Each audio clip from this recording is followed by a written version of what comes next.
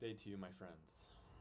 Soberingly, I just finished reading up on the most recent statistics projected by the Center for Disease Control on the coronavirus. Disturbingly, I learned that even with the current preventative measures, it is set up to be fatal to over 250,000 people in the United States. If that's the case, that's more than 5 times the fatality rates of the flu virus's annual average. Looking at history, that's over half the number of Americans killed in all of World War II, and over 4 times the number of Americans who lost their lives in Vietnam. As a human family, I know that we've survived worse than this, and I'm confident that we will survive this too. But regarding the pain and uncertainty of life, I do have a couple of thoughts that I'd like to share with you this week. See, my family and I are coming up on a difficult anniversary.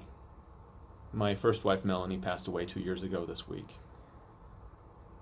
A few months prior to her passing, as a family, we felt inspired to memorize a couple of verses from the New Testament that, to me personally, outline God's purpose for pain.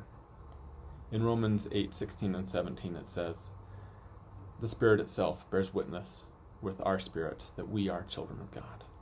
And if children, then heirs, heirs of God and joint heirs with Christ, if it so be that we suffer with him, that we may also be glorified together." Even our youngest children were able to notice how righteous suffering and partaking of God's glory are linked in this verse. And I think Martin Luther King Jr. really understood this principle well when he said that undeserved suffering is redemptive.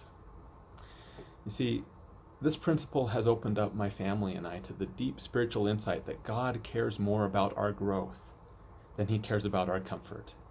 He wants us to see the gains that he can make from our pains. For example, we probably have all hoped and prayed to be better people, to be more patient, stronger character, more loving, right? Well, by way of analogy, I want you to imagine with me that we walk through the doors of a gym and God meets us there as our trainer, so we know right away that this is not our typical gym. He might see us tinker around on the various exercise equipment and doing the exercise that we're familiar with and the ones that are most comfortable to us. But then, what is he going to do? He's going to prescribe a workout for us that is going to make us really sweat. And why?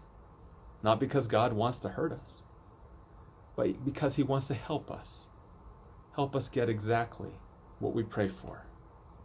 You see, that workout will be exactly what we need. And it's almost certainly not going to be the workout that we prefer. Life has a way of throwing a lot of pain at us. It never ceases to amaze me how God can use the pains of this life to make us better. And if we let him, I am certain that we will get from where we are to where he needs us to be. But only so long as we stay in the gym and we don't fire the coach.